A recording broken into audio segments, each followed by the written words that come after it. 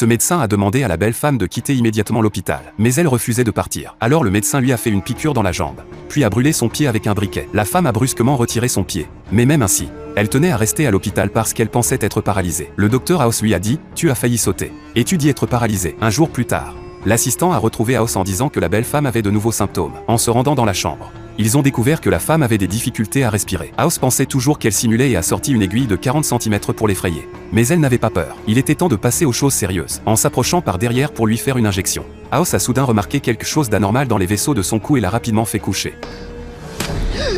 Ils ont découvert une accumulation de sang dans la cavité thoracique, ce qui indiquait peut-être un problème cardiaque, mais qui n'expliquait pas la paralysie. Pour en déterminer la cause, les assistants ont effectué de nombreux examens sur la belle femme, sans découvrir de problème. House a alors décidé de procéder à une chirurgie exploratoire. Lors des préparatifs, il a soudainement remarqué quelque chose d'inhabituel avec les orteils de la femme. Il s'est précipité à l'intérieur et, après un examen minutieux, a trouvé la cause. La femme, en raison d'un régime pour maigrir, souffrait d'une carence en vitamine C, causant le scorbut. Des ecchymoses sur ses hanches et ses jambes avaient provoqué une paralysie temporaire. Après avoir trouvé la cause, Taylor a gentiment donné à boire de la vitamine C à la femme. House, quant à lui, n'était pas aussi calme. De l'autre côté, un patient paralysé depuis 8 ans s'apprêtait à sortir de l'hôpital lorsqu'il émit soudain un son. House s'est précipité pour expliquer à la famille que c'était le patient qui parlait. En voyant cela, la famille a décidé que House devait poursuivre les examens. Mais avant cela, de nombreux agents de contraste devaient être injectés, ce qui pourrait provoquer une hémorragie cérébrale en raison de la fragilité du patient à un risque énorme. Cependant, House ne se préoccupait pas vraiment du danger. Après avoir convaincu la famille, il a obtenu leur consentement. Le processus s'est déroulé sans problème,